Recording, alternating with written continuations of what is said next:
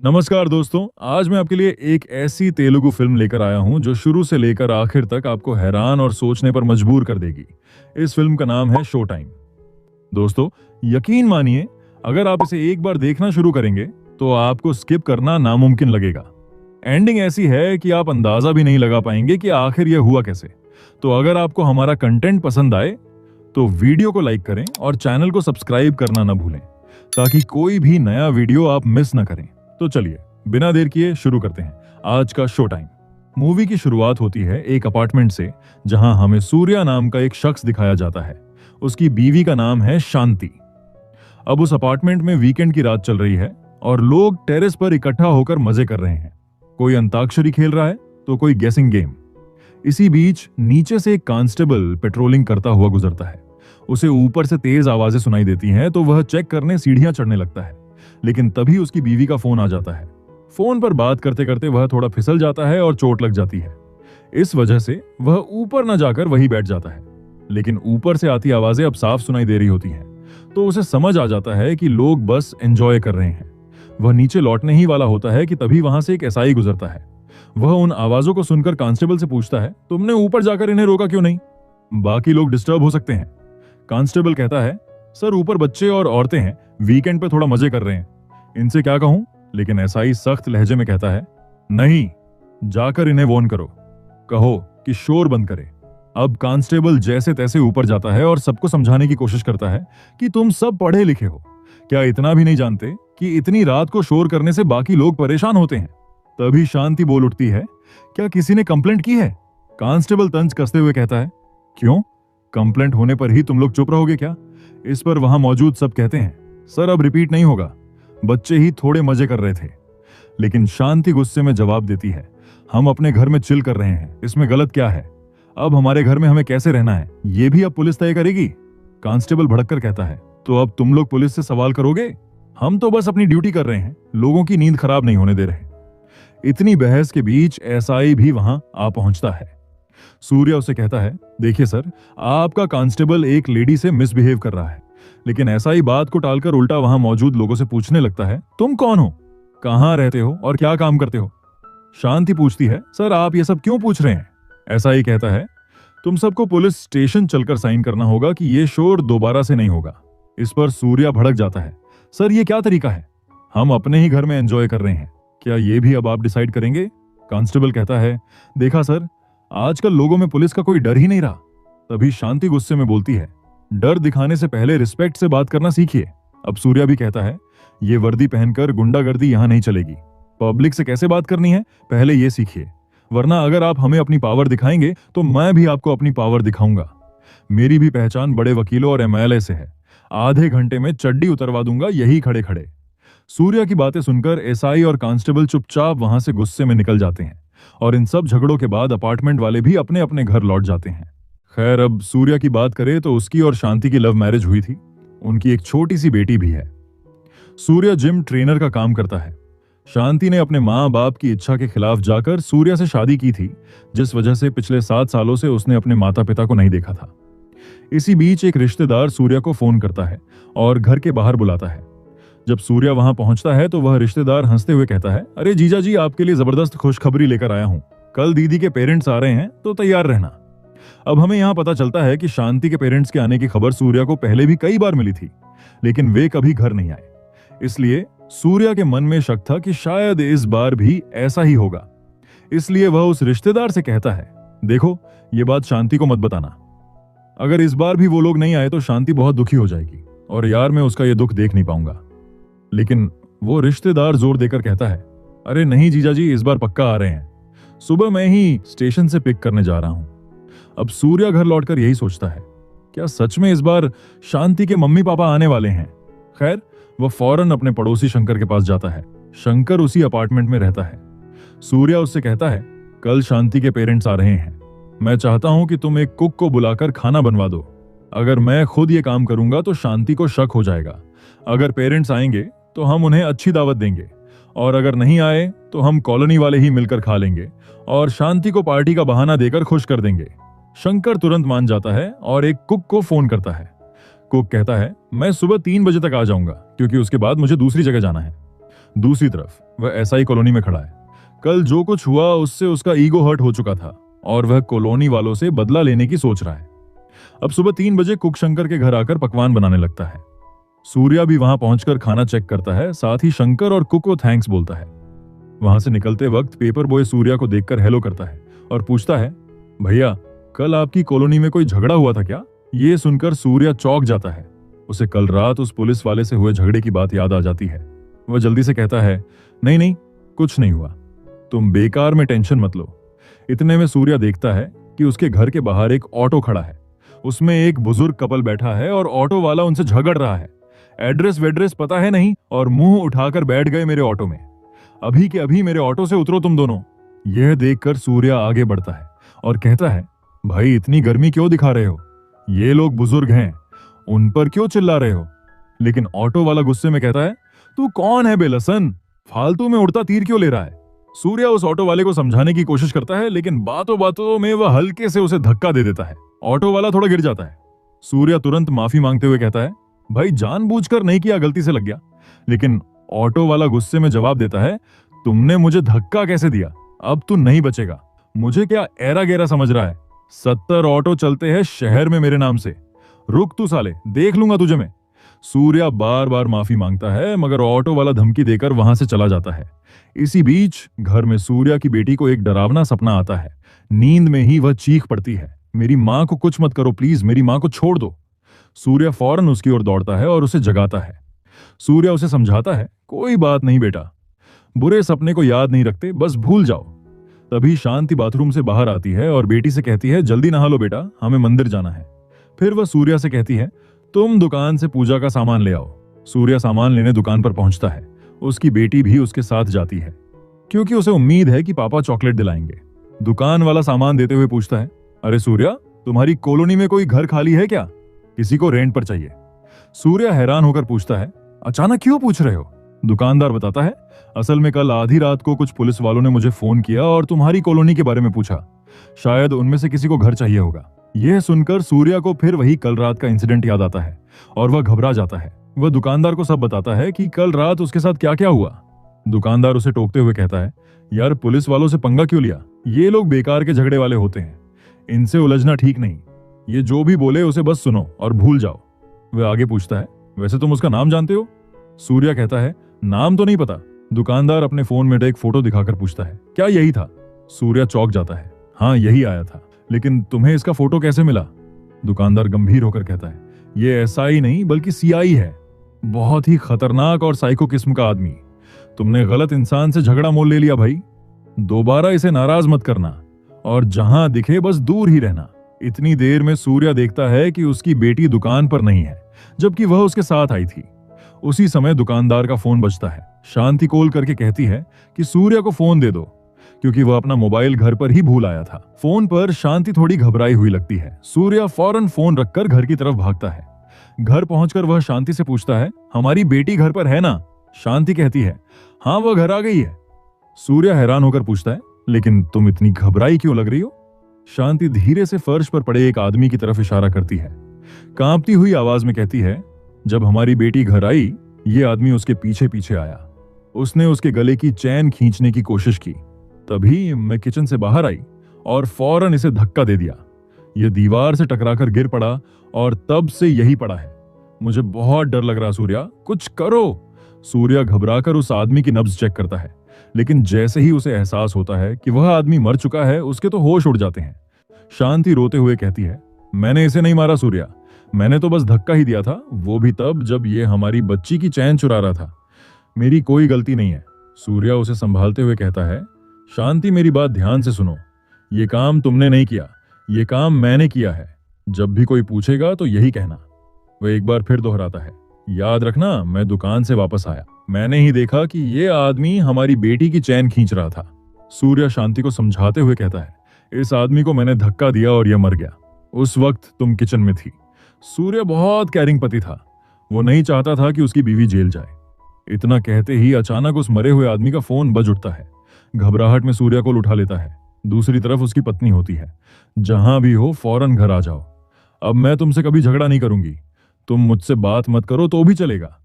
फिर उसकी बेटी की आवाज आती है, पापा जल्दी आओ ना प्लीज, मुझे डर लग रहा है। ये सुनकर सूर्या और शांति शोक्ड रह जाते हैं। दोनों के दिल भारी हो जाते हैं। उन्हें एहसास होता है कि अनजाने में उन्होंने एक छोटे से परिवार की खुशियां छीन ली। इसी बीच अशोक का फोन आता है। वह कहता है, जीजा जी मैं रेलवे स्टेशन पहुंच गया हूं, लेकिन ट्रेन 1 घंटा लेट है, तो 1.5 घंटे बाद हम घर आ पाएंगे। तब तक तुम दीदी को सरप्राइज दे दो। सूर्या तुरंत शांति के पास जाकर कहता है, शांति तुम्हारे पेरेंट्स थोड़ी देर में यहाँ आने वाले हैं। तुम हमारी बेटी को लेकर उनके साथ मंदिर चली जाओ, फिर वहीं से उनके घर चली जाना। मैं तब तक यहाँ सब संभाल लूंगा। ये सुनकर शांति चौंक जाती है। मेरे पेरेंट्स इतने सालों बाद आ रहे हैं। जब मेरी बेटी हुई थी तब उन्होंने मेरी परवाह तक नहीं की। उस वक्त सिर्फ तुमने मेरा साथ दिया था, और अब जब वो आ रहे हैं तो मैं तुम्हें छोड़कर कहीं नहीं जाऊंगी। जो होगा साथ मिलकर देख लेंगे। सूर्या उसे शांत करते हुए कहता है, ठीक है, फिलहाल घबराओ मत। हम पुलिस को बुलाएंगे और वही कहानी बताएंगे कि ये सब एक्सीडेंटली हुआ है। लेकिन तभी अचानक घर की डोरबेल बजती है। सूर्या जल्दी से डेड बॉडी को कमरे में छुपाता है और दरवाजा खोलता है। सामने वही दुकानदार खड़ा होता है। वह कहता है, क्या हुआ सूर्या, बेटी घर पर ही है ना? सूर्या कहता है, हाँ हाँ सब ठीक है, मैं बस बेवजह परेशान हो गया था। तभी दुकानदार सूर्या को एक पर्स थमाता है और कहता है कि ये मुझे तुम्हारे घर के गेट के पास मिला। सूर्या जैसे ही पर्स खोलता है वह समझ जाता है कि यह उसी मरे हुए आदमी का है, लेकिन वह झूठ बोलता है, पता नहीं किसका होगा। अगर कोई आएगा तो मैं दे दूंगा। दुकानदार उसकी घबराहट भांप लेता है। लगता है तुम बहुत टेंशन में हो सूर्या, कहीं कल रात पुलिस वालों से झगड़े की वजह से तो नहीं। सूर्या कुछ कहने ही वाला होता है कि दुकानदार फिर बोल पड़ता है, फिक्र मत करो, हमारी कॉलोनी में वरदराज नाम का लॉयर रहता है, उसके पास हर प्रॉब्लम का हल है। पुलिस वालों को ऐसा सबक सिखाएगा कि वो यहाँ मुड़कर भी नहीं देखेंगे। थोड़ी देर बाद सूर्या वरदराज से मिलने जाता है, लेकिन पुलिस वाले झगड़े के लिए नहीं बल्कि इस मर्डर के मामले में। वरदराज बहुत ही मजाकिया किस्म का आदमी है। सूर्या सोचता है, पता नहीं इसको वकील किसने बना दिया।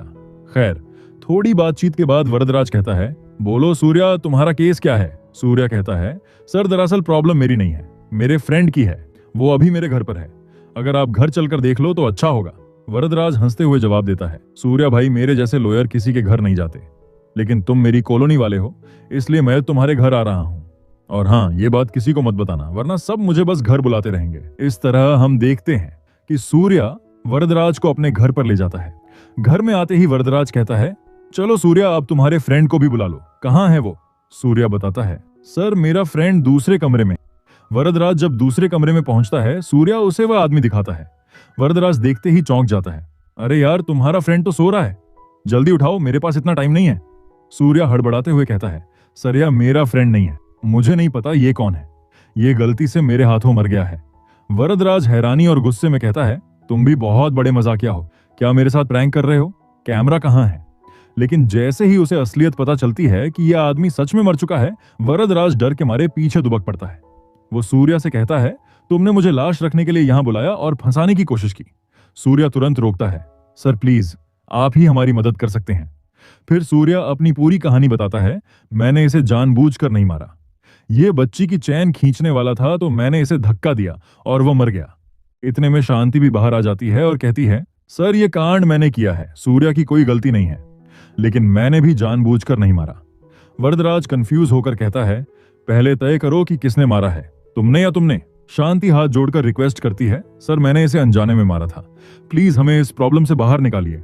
वरदराज थोड़ा सोचते हुए कहता है, ठीक है, मुझे थोड़ा टाइम दो, हम इसे मैनेज कर लेंगे। पुलिस और वकील का यही काम है।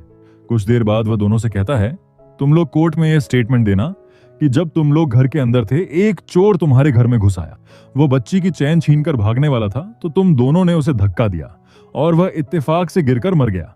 फिर वरदराज कहता है, अब चलो पुलिस स्टेशन चलते हैं, ये स्टेटमेंट दर्ज करवाते हैं, घबराने की जरूरत नहीं, बाकी मैं देख लूंगा। लेकिन फिर अचानक वह रोकते हुए कहता है, रुको, पहले एक काम करना होगा, ये डेड बॉडी घर से बाहर फेंक दो, उसके बाद केस मजबूत होगा। सूर्या और शांति डेड बॉडी को कमरे से बाहर लाते हैं। वरदराज बाहर जाकर एक सिग्नल देने लगता है, लेकिन जैसे ही वे बाहर आते हैं, कोई ना कोई रास्ते से गुजरने लगता है, जिससे बार बार वापस जाना पड़ता है। इस सब में काफी टाइम गुजर जाता है। वरदराज का पेशेंस जवाब दे जाता है। वह घबराते हुए सूर्या के पास आता है और कहता है, भाई मुझसे यह सब नहीं होने वाला, तुम लोग तुरंत पुलिस को बताओ या कहीं मत जाओ, अभी फोन करके पुलिस बुला लो। सूर्या और शांति घबराते हैं। वरदराज उन्हें समझाते हुए कहता है, अरे घबराओ मत, ये तो एक हादसा था, कुछ नहीं होगा, मैं फिलहाल यहां से चला जाऊंगा और पुलिस के आने के बाद वापस आऊंगा, ताकि इस मामले को यही दबाने के लिए उन लोगों पर दबाव डाल सकूं। लेकिन सूर्या और शांति फिर से वरदराज से रिक्वेस्ट करते हैं, सर यहाँ हमारा कोई अपना नहीं है, हमारी लव मैरिज हुई है, अगर हमें कुछ हो गया तो हमारी बेटी का क्या होगा, प्लीज हमारी मदद कीजिए। बातों ही बातों में अचानक सूर्या के घर की डोरबेल बजती है। वरदराज तुरंत कहता है, तुम लोग फौरन इस लाश को कमरे में जाकर छुपाओ, देखते हैं कौन आया है। दरवाजा खोलते ही सामने वही सीआई खड़ा होता है जिसके साथ कल रात सूर्या और शांति के छत पर झगड़ा हुआ था। तीनों के होश उड़ जाते हैं। सीआई सूर्या से कहता है, कल रात तुमने मुझसे कंप्लेंट के बारे में पूछा था ना, कि मैं बिना कंप्लेंट कैसे आ गया, तो बेटा अब मैं प्रॉपर कंप्लेंट के साथ तुम्हारे पास आया हूं। सीआई सूर्या से कहता है, 2 पुलिस वाले तुम्हारे घर आए हैं, क्या तुम उन्हें अंदर नहीं बुलाओगे? ये बोलकर खुद ही अंदर आ जाता है कांस्टेबल के साथ। फिर वह सूर्या से पूछता है, तुम्हारी बीवी कहाँ है? कल रात तो वह कुछ ज्यादा ही उछल उछल के रूल्स वगैरह की बातें कर रही थी, और तुमने भी कहा था कि एमएलए और एमपी को जानते हो, एक कॉल करोगे तो मेरी चड्डी उतरवा दोगे। अब एक काम करो, तुरंत किसी एक से फोन करवा दो, मैं चला जाऊंगा। सूर्या घबराकर रिक्वेस्ट करता है, सर मैंने बस गुस्से में ऐसा कह दिया था ताकि आप लोग जल्दी चले जाएं। सच तो यह है कि मैं किसी को नहीं जानता, मैं एक आम आदमी हूं। इस पर वरदराज सीआई से कहता है, सर आज सूर्या के सास ससुर 7 साल बाद आ रहे हैं, प्लीज इन्हें छोड़ दीजिए, ये दोनों अनजान हैं बेचारे, गलती हो गई, माफ कर दीजिए इनको। सीआई मुस्कुराते हुए कहता है, अच्छा वो लोग 7 साल बाद आ रहे हैं, फिर तो मैं भी उनसे आशीर्वाद लेकर ही जाऊंगा। वरदराज तुरंत बोलता है, सर अगर पुलिस वालों को यहां देखेंगे तो अच्छा नहीं लगेगा। सीआई हंसते हुए कहता है, इसमें क्या हुआ, मैं उनसे बोल दूंगा कि सूर्या मेरा फ्रेंड है, बस ऐसे ही मिलने आया था। तभी वह सूर्या की तरफ देखते हुए कहता है, अभी तक तुम्हारी बीवी बाहर नहीं आई, कहां है वो? सूर्या चुप रहता है, लेकिन शांति जो सारी बातें सुन रही थी अब खुद ही बाहर आ जाती है। सीआई शांति से कहता है, कल जो कहा था एक बार दोबारा बोलना जरा। शांति माफी मांगने लगती है। सीआई आगे कहता है, अब मैं तब तक नहीं जाऊंगा जब तक तुम वही शब्द दोबारा नहीं बोलोगी। आखिरकार शांति रोते हुए वही बातें दोहराती है। सूर्या और शांति सीआई को सॉरी बोलते हैं, सर हमें माफ कर दीजिए, आगे से ऐसा नहीं होगा। सीआई मुस्कुराते हुए कहता है, कल तो तुम बहुत हवा में उड़ रही थी, आज मेरी हर बात मान रही हो, कोई कांड वांड तो नहीं किया ना? सूर्या और शांति के चेहरे की हवाइयां उड़ जाती है। वरदराज इशारा करता है, अपने एक्सप्रेशन बदलो मत, वरना इसको शक हो जाएगा और हम सब पकड़े जाएंगे। सीआई कंप्लेन लेकर यहां आया था तो वरदराज इसके बारे में पूछता है। सीआई उसे बताता है कि रात को सूर्या ने किसी ऑटो वाले को धक्का दिया था, उसी ऑटो वाले ने सूर्या के खिलाफ कंप्लेन की है। वरदराज मुस्कुराते हुए कहता है, सर अगर कुछ सेटलमेंट हो जाए तो अच्छा होगा, वैसे भी सूर्या ने यह सब जानबूझकर नहीं किया, यह आदमी सच में बहुत ही सीधा साधा लगता है। सुनकर सीआई मुस्कुराते हुए कहता है, अरे यार मैं तो रिश्वत वगैरह नहीं लेता, लेकिन अगर चाहो तो पुलिस वेलफेयर फंड के लिए 1 लाख दे दो, इससे हमारा डिपार्टमेंट आसानी से चल जाएगा। इसी बीच शंकर सूर्या के घर के दरवाजे पर आ जाता है। सूर्या और शांति अंदर ही थे और वरदराज जाकर दरवाजा खोलता है। उसे देखकर हमें पता चलता है कि वरदराज शंकर को पहले से जानता है। वह इशारों से शंकर को बताता है, तुम यहां से चले जाओ, मामला कुछ ठीक नहीं हुआ इधर। लेकिन शंकर जल्दी ही वरदराज को कल रात का पूरा घटनाक्रम बताने लगता है कि कैसे सूर्या और मैंने रात को 2 पुलिस वालों की बैंड बजा दी थी। बहुत डेढ़ सियाने बन रहे थे वो दोनों, पर उनकी तो खटिया खड़ी कर दी हम लोगों ने। बेचारे डर के भाग गए। अरे यार आप उस वक्त थे नहीं वहां पर, अगर आप होते तो आप भी वो सब देखकर लौट-पोट हो जाते हंस हंस कर। अंदर बैठा सीआई सब सुन लेता है। शंकर जैसे ही अंदर जाता है, सीआई को देख उसकी तो हवा टाइट हो जाती है। सीआई कहता है, क्यों रे, तेरे जैसे नमूने भी अब मेरी खटिया खड़ी करेंगे, बहुत हो गया। कल रात जिन लोगों ने छत पर गेम खेला फौरन उन्हें यहां बुलाओ। अब तो साला जब तक वो सब मुझसे सॉरी नहीं दे बोलेंगे तब तक मैं नहीं जाऊंगा। मजबूरी में अपार्टमेंट के वो सारे लोग अब वहां जमा हो जाते हैं। सूर्या, शांति और वरदराज अभी भी उस लाश के बारे में सोच रहे होते हैं कि कहीं किसी को पता ना चल जाए, खासकर सीआई को। सीआई सभी से उठक बैठक करवाने के लिए कहता है। लोग उठक बैठक करने लगते हैं, कुछ बच्चे और एक बूढ़ी आंटी भी इसमें शामिल हैं। इसी बीच सरप्राइजिंगली वरदराज कंप्लेंट देखकर समझ जाता है कि यह तो फेक है। वह सीआई से पूछता है, ये पेपर्स तो फेक है दोस्तों, ये हम सबको बेवकूफ बना रहा था। सीआई हंसकर कहता है, लॉयर साहब आप तो बहुत स्मार्ट निकले, बहुत जल्दी पकड़ लिया। तभी पता चलता है कि ऑटो वाला वापस जाते जाते सीआई से सूर्या की शिकायत कर गया था कि उसने उसे धक्का मार दिया था। इसी का फायदा उठाकर सीआई ने नकली कंप्लेंट लिख डाला ताकि सूर्या से अपना बदला ले सके। वही सीआई नोटिस करता है कि एक लड़का अपने फोन में यह सारी वीडियो रिकॉर्डिंग कर रहा है। जब वह फोन मांगता है तो लड़का भागने की कोशिश करता है। लड़का कहता है, सर मेरे पास मत आओ वरना ये वीडियो मैं सोशल मीडिया पर अपलोड कर दूंगा, फिर आप देख लेना कि क्या होगा। इस वीडियो से सीआई सस्पेंड भी हो सकता था, इसलिए वो घर में ही उस लड़के के साथ चूहे बिल्ली का खेल शुरू कर देता है। भागते भागते सीआई उस रूम में चला जाता है जहां लाश रखी है। शॉकिंगली सीआई सीधे उस लाश के ऊपर गिर जाता है और तभी वह मरा हुआ आदमी अचानक होश में आकर चिल्लाता है और वहां से भाग निकलता है। सूर्या, शांति और वरदराज राहत की सांस लेते हैं कि बाल बाल बच गए। फिर सीआई लड़के से फोन ले लेता है, लेकिन उसे पता चलता है कि वीडियो पहले ही लड़के के दोस्त को भेज दिया गया है। सबूत अब सुरक्षित था। वरदराज कहता है, ठीक है बेटा सीआई, अब मेरे पीए बन जाओ और सभी को सॉरी बोलकर दिखाओ, वरना तू तो गया बेटे। सभी मिलकर सीआई और कांस्टेबल से उठक बैठक करवाते हैं और वह सभी वादा करवाते हैं कि आम जनता को कभी तकलीफ नहीं देंगे और बेवजह परेशान नहीं करेंगे। इस बीच शांति के माता पिता भी आ जाते हैं। शांति अपने माता पिता को देखकर बहुत इमोशनल हो जाती है और इसी के साथ ये कहानी यहीं पर खत्म होती है। तो दोस्तों, ये थी फिल्म शो टाइम की पूरी कहानी। उम्मीद है आपको ये एक्सप्लेनेशन पसंद आई होगी। अगर सच में मजा आया हो तो वीडियो को लाइक जरूर करें और चैनल को सब्सक्राइब कर दीजिए ताकि हमारी आने वाली और भी जबरदस्त मूवी एक्सप्लेनेशंस आप तक सबसे पहले पहुंचे। वैसे अगर अभी भी आपका मन और कहानियां सुनने का कर रहा है तो चैनल की प्लेलिस्ट जरूर चेक करें। वहां आपको ऐसी ऐसी यूनिक और दिलचस्प फिल्मों के एक्सप्लेनेशन मिलेंगे जिन्हें देखकर आपका टाइम वेस्ट नहीं होगा बल्कि मजा दोगुना हो जाएगा। तो चलिए दोस्तों, मिलते हैं बहुत जल्द एक और शानदार फिल्म की स्टोरी के साथ। तब तक के लिए धन्यवाद और जुड़े रहिए सुपर स्पीड सिनेमा के साथ।